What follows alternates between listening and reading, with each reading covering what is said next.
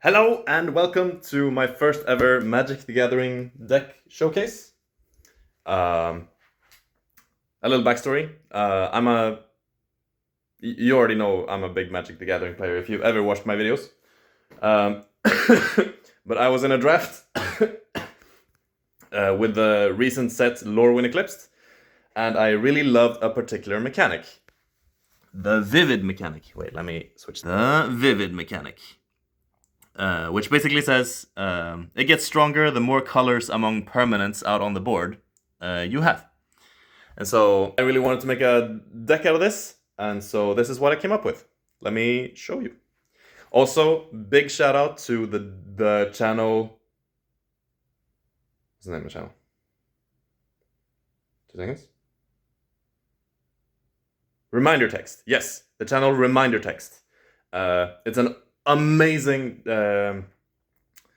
Magic the Gathering deck building channel, which I really admire. He has really creative ideas, and I took a lot of inspiration when making this video. So huge shout out, link to his channel in the description.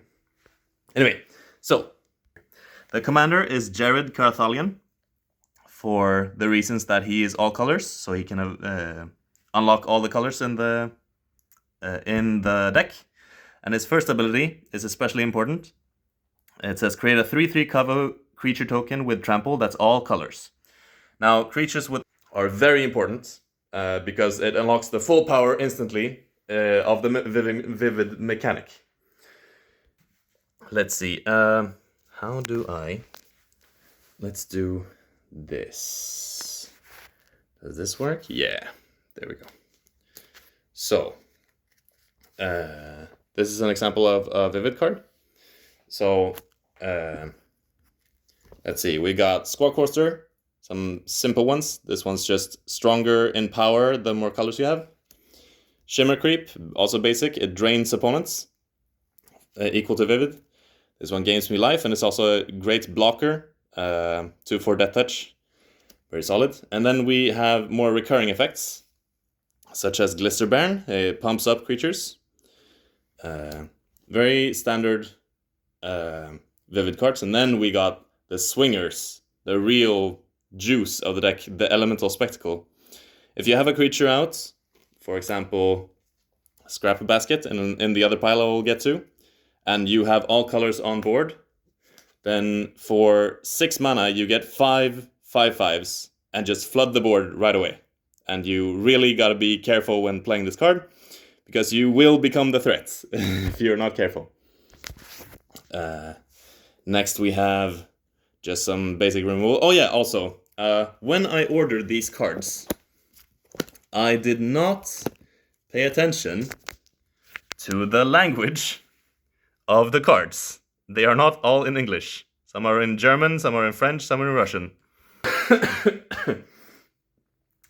I think this is appropriate because as it is a deck of all colors, it should also be multicultural. So yeah, if I feel like it, I'll pronounce one of the foreign languages cards awfully. So actually, let's do that right now. Sanar Innovatives what is this, German? I think so. Legendäre Kreatur, Goblin Magier, Farbenspiel. Zu Beginn deiner ersten Hauptphase deckt du Okay. Bad idea. I'm gonna spend some time learning German if I have some time. Sorry about the cough. For now, let's skip all that and I will just summarize the effects. You'll have to trust me or you can double check yourself. I will not remember all the names of the cards, but hey, it's my video. So this one basically, when it enters, it draws cards equal to Vivid. So I will ideally draw 5 cards when it enters, and it's also a 3/3 flyer, which is cool. And then Sanar, basically, if you have Vivid, or you look at cards equal to the number of colors you have on the board, and then you basically exile what X of those, I don't really know, but he gives card advantage and extra cards, so that's nice. And he's also Vivid, yeah. And this one just shoots a creature for damage equal to the number of colors you have. Hang on, just a minute. I don't have a stand or editing software, so this is gonna have to be live for the time being. Yes, let's see, do I have... Yes, here we go. So then, we have the last 3 cards. Rhyme Chill, which basically is a cheap stun 2 creatures. Fits the Vivid theme, so I wanted to include it. It's very nice. This is the beast of the deck. I would almost have it as a commander if it had all the colors and like did stuff. But basically, this says that when it enters, for each color you have on the field, flip the top of the deck until you hit that many permanents. And then, so basically you can flood the entire board with this one card. Very strong. And then the last one is also a finisher, Prisma Basher. It's basically a Vivid version of Craterhoof Behemoth. So it pumps a bunch of creatures and then you can swing in for lethal. So now that we have the game plan of a bunch of Vivid creatures and strong finishers, how do we get all colors out on the field? That is the next, as you can see here. Let me just give you an overview. The first pile is Vivid. Next is Colors Plus. This is how we get all colors. I will show you. So we have Scrap Basket, very simple. You can pay 1 and have it become all colors. We have even more simple Transguild Courier. It's just a straight up all colors 3/3. We have Leyline of the Guild Pact, which basically if it's out on the field, all your creatures are all colors and all basic lands all lands are all colors. So this is kind of my avatar state. If I have it on the opening hand, I can just play it right away, and I will have all colors out on the field for the rest of the game, unless someone removes it. Very strong card. So I'm sorry to anyone I play with that I start with that. And then we have Sphinx du Pacte de Guilds, basically Sphinx of the Guild Pact. Now this also says this creature has all colors, and also it has hexproof from monocolor, if I understand correctly. I'm gonna have to double check that. Next we have Falaji Wayfarer, I believe. I don't know Japanese yet. But this one basically says that this creature is all colors, and also multicolored creatures or spells you cast have Convoke. I'm pretty sure that's it. So extra bonus, but it's just there for it's all colors, basically. And it's cheap, and it's a 2/4. So next we have Tan Achtames Erstsemester. Now she says that each other creature I control have a hexproof from the colors that it is, which is also good protection. So it's got utility. And then her tap ability says that she gives all colors to another permanent or another creature, I think, until end of turn. So very strong protection spell, and also gives all colors. So enable. Next we have Planetary Celebration, I think. Now this is a utility card. It can do many different sort of things. Basically this, hold on. This text right here says choose 4. You can choose more modes. You can choose one mode more than one time. The first one is you create a 2/2 citizen that is all colors, which is why it's in the pile. It's also got put a card from your graveyard into your hand. It's got Proliferate. This one I'm not going to use, but it's nice. And then gain 4 life. So it's got very strong utility, and you can use it for all sorts of things. Next is the Kami War. Now basically this one does a whole bunch of things, but essentially it's a giant-ass dragon at the end of the adventure that is all colors. And it's got extra stuff. So yeah, that is the the deck of cards that have all colors.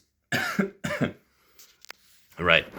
So now, the question is, now these two are very important and very basic to the game of Magic when you build a deck. It's how do we accelerate our game plan, and how do we make sure that we have enough resources to last the entire game. If we look at the first one, I named it Vroom because, you know, if you're a car, you want to go fast. The prime example of a ramp card in in a deck like this is Prismatic Undercurrents. Now this one basically says that I search my deck for as many basic land cards that I have colors out on the field, and then I can play an extra land each turn. So if I have a creature that has all colors, let's say Scrap Basket, and I activate Scrap Basket and I play Prismatic Undercurrents, I'll get to fetch 5 basic lands into my hand straight away, and then I can play an extra land. So a very strong ramp spell. Then we got the more basic ones, Rampant Growth and Explosive Vegetation. Basically just ramping 1 and 2 lands each. We got Dragonbrood's Relic, which is both a ramp spell, it's a mana rock of some kind, and also you can pay an insane amount of mana to get a dragon with all colors. So it's, wait, let me pull you aside for a second. When you make a deck like this with all these categories, it's, in my opinion, way better to have overlap between different categories. That means cards can do multiple things in different situations. So if we look at Dragonbrood, this can be either in the all colors pile, since it makes a dragon with all colors, or it can be in the Vroom pile because it's a mana rock, or it can be in the Halt pile, which I'll get to later, because it will deal 3 damage to any target.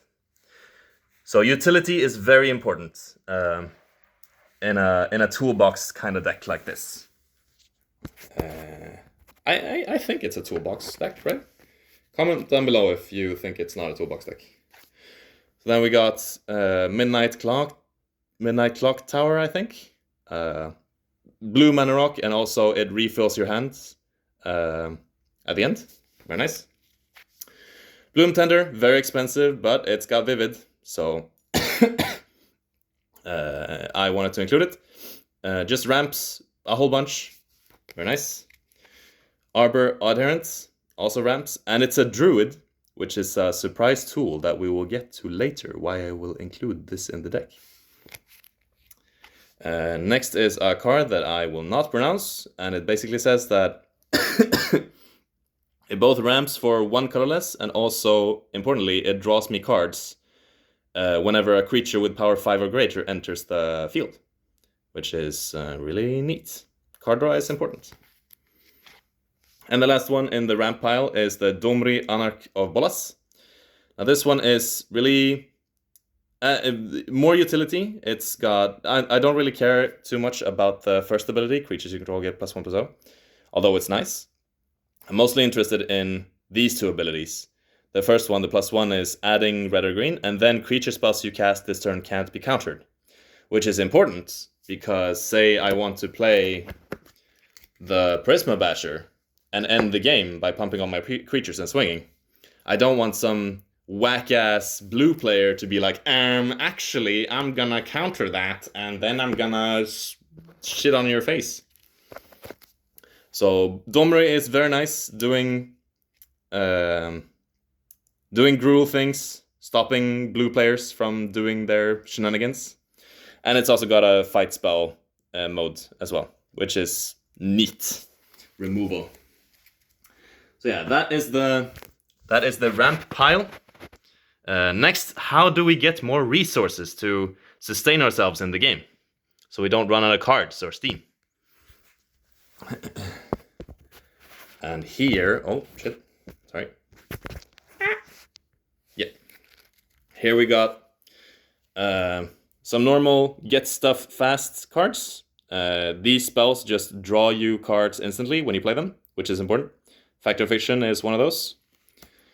And then it's, I don't know the name of this original card, but it says, for the amount of colors that you spent on this card, draw that many cards and lose that much life.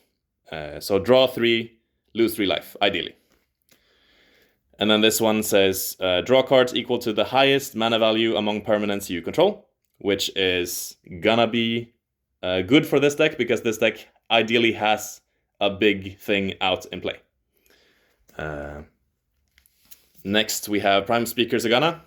This deck has some big creatures, and she's just a good fit that draws a bunch of cards, is a big lady, and yeah, she's cool. Next, we move on to cards that draw us like over time. If it sticks around, it draws every turn. It draws us extra cards. So a really cool card I found is Academy Loremaster, which says that at the beginning of each player's draw step, that player may draw an additional card. If they do, spells they cast this turn cost 2 more to cast. Now this is really good for a whole bunch of reasons. See, this deck is both very slow. It's not very big on the early game, since it needs to find all 5 colors in order to function. So it needs to set up a bunch. So if you have Academy Loremaster in play, you're basically telling the group that, hey, you can draw more cards and try to win in the late game together with me. But in that case, you will have to slow down your game. And they might agree to that, and then you'll have a better chance, because this is a very late game deck, in my opinion, I think. And it's also a very cool, very interesting card. I really like it. Yeah. Then we got the good old Phyrexian Arena. At the beginning of your upkeep, you draw an extra card and you lose 1 life. Just good old classic. Next we have Bringer de Blauen Morgens. I think it's called Bringer of the Blue Dawn in English. Now this one says that either you can pay this ridiculous amount of mana, or you can pay 1 of each color in order to play it. And it says at the beginning of your upkeep, you draw 2 extra cards. So really cool card. Really enjoy the design of this. The same goes for Bringer of the Black Dawn, which is the same, except for this one tutors a card. So if you don't know what tutor is, you pick any card in your deck and you put it into your hand, and you lose 2 life. So this one is, I normally don't play tutors in Commander, but this one says that it tutors on your upkeep, and every upkeep. So the opponents have a chance to like, oh no, this is bad. We need to remove it in order to stop me. And that is good game design. You give your opponents choices to have a more interesting game. So that is why I will include this card that tutors for me. Next, we have another super cool card, Silver Quill Lecturer. Now, I included this in this pile because it gives me more resources. And it also has creature spells you cast have Demonstrate. Now, Demonstrate is an incredibly fun mechanic, where whenever you cast a creature spell, you may copy it. If you do, choose an opponent to also copy it. Each copy becomes a token. So you can say, hey you weakest player on the table, you can get something for free if you help me out.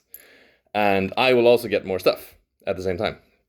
So it's a way to balance the game, politic a little, and also you can just give something incredibly unhinged to someone and just cause a ruckus, which is super cool. And I also like the art on this. The ink the ink blobs are really interesting. So yeah, very, very nice design. I love this card. Next we have a Kiora card. Now she basically says that she draws cards when a creature with power 4 or greater comes into play, and also untaps 1 permanent. Now this is mostly here for the card draw. I should have put it in the card draw pile. But this one, untap 1 target permanent, this can be a land. So I put it in the ramp pile. Yeah, but she does multiple things. Next, we have. This one is also a part of the recurring value every turn if it sticks around. Teleportation circle, since the vivid cards are often enter the battlefield effects. Teleportation circle is a good fit to bounce them and get extra value from their effects. Very nice. Now these last two cards I included because I have big creatures that I don't really care about much that they stick around as long as I don't need them anymore. So these are both sacrifice effects. The Disciple of Bolas says, when this creature enters, sacrifice another creature, you gain X life and draw X cards where X is that creature's power. And also it's a black creature, which adds to the vivid mechanic if I don't happen to draw a creature that gives all colors. And then we have Life from the Loam, maybe? This one basically says the same as Bolas, Disciple of Bolas, but you don't get life. You only draw cards equal to the creature's power, which can be quite a lot. Quite a lot. Yeah. So that is the get stuff pile, where we get more stuff. And now this pile is very, very interesting. It's basically just slotted in a bunch of interesting, cool, niche, unique cards that give the deck both flavor and also offset all the weaknesses that it may have. So I'll go over them as well. So, first off, we have Song of Freyalise. Now this one, if I happen to have any creatures out, I can use them as mana dorks, which might be nice. I might need more extra ramp. I realized that this card is better in a token strategy deck with a lot of creatures, but I think it fits. If you look at this second ability, put a +1/+1 counter on each creature you control. Those creatures gain Vigilance, Trample, and Indestructible until end of turn. So you basically get a free swing into something, you pump them up, and it's also early if you need the mana. So I think it's very nice, situational, niche, cool card. Next we have Beckoning Will-O-Wisp. Now this one I included just because I love the design. You basically this effect right here, you pick one player that everyone on the table hates, and then you give them more fuel to hate them even more. So let's say one. Okay, wait, hold on.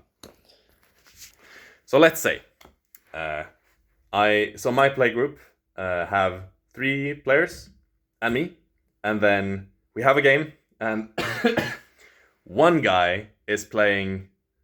What's that white-blue guy that everyone hates? Augustine the Fourth. One player plays Augustine the Fourth, and everyone hates him for it. He locks the table down. He's a nuisance. We want to get rid of him. You have this card, Beckoning Will-O-Wisp, and some other guy on the table has a whole bunch of creatures, and you just say, "Hey, look at this. All your creatures are bigger if you attack specifically this guy. So go there." And the other guy is like, "You don't have to tell me twice." And then, oof. So, that's what. Next, we have Kazul, Tyrant of the Cliffs. Now this one is basically just a defensive tool that spits out more guys for you and slows down opponents if they want to pay the ridiculous 3 mana cost. So pretty nice.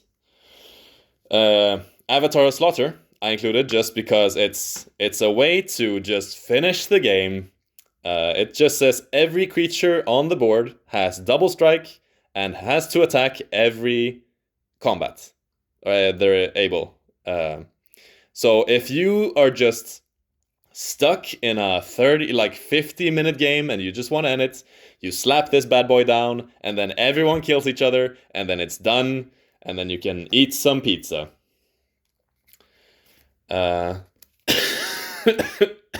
am dying. Now, I played a game recently where I realized that I do not have any board wipes or finishers in the deck, except for like my own finisher creatures. Very few finishers. So I included sleep and routes. Now, for my money, one-sided board wipes are the way to go. That's how you finish games. That's how you start a new game if you like. Yeah. And routes is a special one because it's not technically a one-sided board wipes. It still destroys all creatures, but you can pay a little extra. You can give it a little sauce, and then you can cast it at instant speed. So you will be the first one to rebuild and maybe finish the game. It's the only one-sided board wipe-ish I had available, so that's why it's there. Next, Sleep. This is an offensive card. You can choose an opponent that normally you can't get through, and you just tap everything down and you swing in, and then next turn they can't tap up, and then you get to swing in again. So this is for closing out a game, the Sleep. Very specific card. Next we have some specific cards as well. Luminous Broodmoth. It's a flyer, and then it says that if a creature I control die, return it to the battlefield and it gains flying. It has a flying counter. This deck doesn't have a lot of other flyers, which also cost me another game. So this one just makes sure that I both get to return my other creatures and also they get flying. So that problem is taken care of. And this little bad boy, the Hate Bear Kunoros, Hound of Athreos. It's basically a graveyard. It's both a graveyard killer. Hi, Carl. If you're watching this, can't wait to play this against you. But it's also a 3/3 with Vigilance, Menace, and Lifelink, which will sustain me in the early game. So I can get to the state where I can have all the colors and play all my big spells. Next, we have Mythos of Iluna.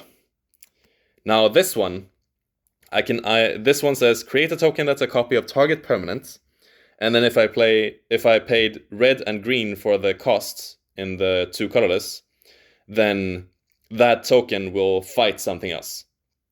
Now this is a really interesting card. It can both double up my value, or it can steal someone else's or copy someone else's big creature and use it against them. Very interesting card. I love it.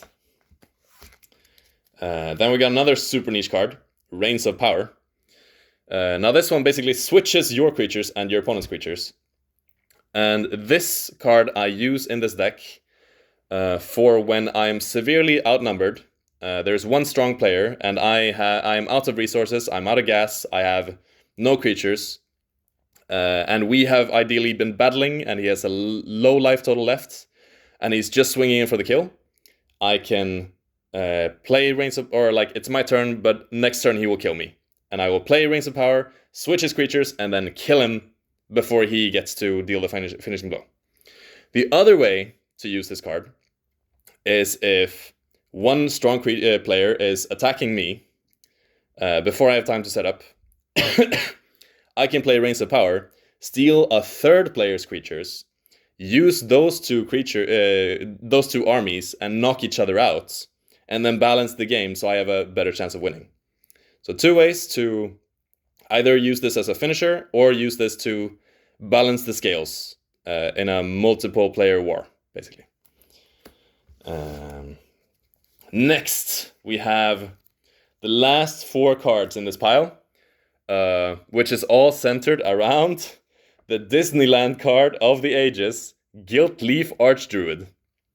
Now, this one draws cards when I have druids out, which, to be fair, I don't have a lot of druids in the deck. But this next effect is a killer, a showstopper. Tap 7 untapped druids you control. Gain control of all lands target player controls. Now, When I saw this card, gain control of all lands, I had a sudden and spontaneous urge to use it to its fullest potential and invoke as much salt as I possibly could in my opponents. Imagine you're sitting at a table and you just plump Guildleaf Druid out, and your opponents just shit themselves because they're like, no, my lands, but I need my lands. I can't play the game otherwise. Very fun situation. And I'll show you a card right away. Belonging. Now, Belonging says, when this creature enters, create 3 1/1 colorless shapeshifter creature tokens with Changeling. They are every creature type, including druids. And then it has Encore. So for 8 mana, this is Disneyland, by the way. This is like very, very late game, very, very niche, but you gotta include some sort of dream in the deck. Otherwise, what's the point? So Encore, exile this card from your graveyard. For each opponent, create a token copy that attacks that opponent this turn. If able, they gain haste. Sacrifice them at the beginning of the next step. And each of those tokens will create their own 3 1/1 colorless shapeshifter creature tokens. Now, what is 3 times 3? And is it more or less than 7? It is. Let me... Oh, it's mirrored. Tap 7. Yeah, so you get at least 7 druids. Activate the ability right away. Steal someone's lands. Glorious loots.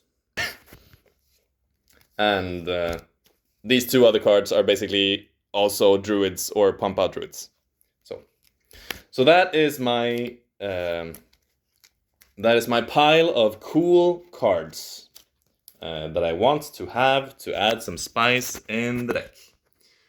Now, the last pile besides the lands are the halt pile. This is basically dealing with opponents' shit and interrupting opponents, which is also a very important thing to do in Magic. Otherwise, they're just gonna run you over. So, Dak Faden is a planeswalker. Oh, let me focus. Can it focus? There you go. Dak Faden is a planeswalker that I got the old version of with the text. Usually, planeswalkers look like Jared over here with the with the text neatly organized. But no. In this, the old version, the text is all jumbled together. So basically what he says, what's important is that you can... hold on, let me find it. Or you may spend 2 loyalty to take control of target artifacts.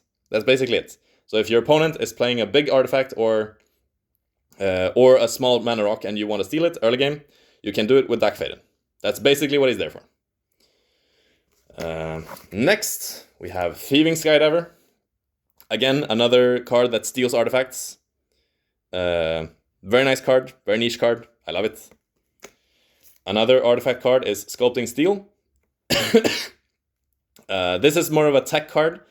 If your opponents play an interesting artifact that you want to use as well, you can do that with Sculpting Steel or interrupt something. So it's a niche card. Then we got some interruption in Dispel, counter target instant spell. Now I included this because it's very, it's incredibly cheap, and also it will prevent anyone from preventing me from doing my stuff. It's basically a protection spell, but you can also use it to interrupt someone else if they do something shenanigan-y and you want to stop it. This spell. Bant Charm, very good utility. Can destroy artifacts, which I don't have a lot of in this deck. So it's important to have single target removal for artifacts. It can put something on the bottom of its owner's library, so it doesn't care if you play against a deck that cares about their creatures dying. You can interrupt that completely with Bant Charm. You can just put it on the bottom. Or again, it can counter another target instant spell. So very nice utility. And then we have 2 of my favorite spot removals, Nog of the Mind and Darksteel Mutation. Now, let me explain. So normally, I have a good friend who I have played many games of Magic with. His name is Carl. And Carl loves graveyard strategies. He loves his creatures dying. He loves them coming back to life. And it's all fun and games. So, if you have a card like Darksteel Mutation or Noggle the Mind, which basically says, poof, your creature is now a useless bug or a useless little Noggle, and you can't do anything with it unless you sacrifice it. Fuck, he has a lot of sacrifice effects. Anyway, I'm gonna include them anyway. You make them useless, and they can't do anything about it. So I prefer that. In this, I think it's way more flavorful to have those kinds of effects instead of spot removal in this deck. So those are 2 spot removals that I have. And then the very last card in the Halt deck is Bushwhack. Now, Bushwhack can be used both as a way to find that color card of a basic land card that you need, or it can be used to fight a creature and remove it. So very sweet 5-color, both removal and mana fixing. And the last pile are the lands. Very basic stuff. The basics, speaking of basic, are just very neatly organized. This deck requires green in order to start ramping and pop off, so I have 6 of those. And then there are only 5 here. Oh, okay, 5 forests. And then 3 of every other. Wait.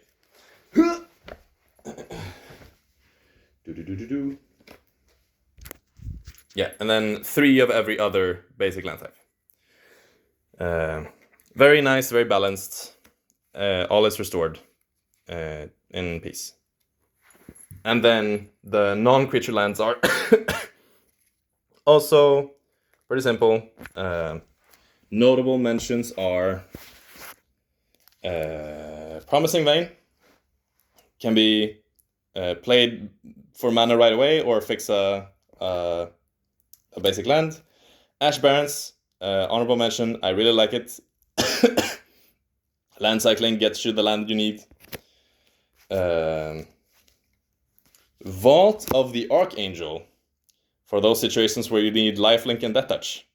Very expensive card that I used in my old life gain deck.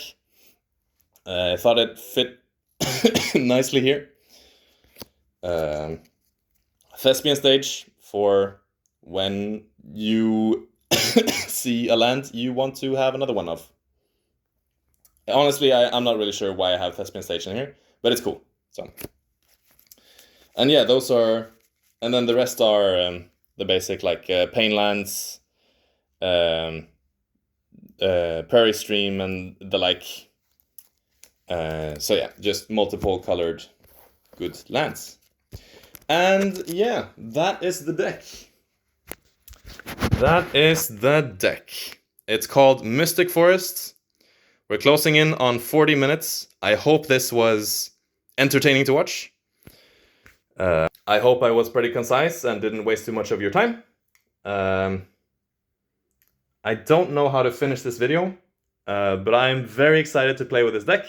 I played with it once, I loved it, and I'm excited to hear what you think. So leave a comment if you watched this entire video, or parts of it. And let me know if you want me to do more, because I enjoyed this. This was very fun for me, and yeah, that's it. Hope you enjoy. See you later.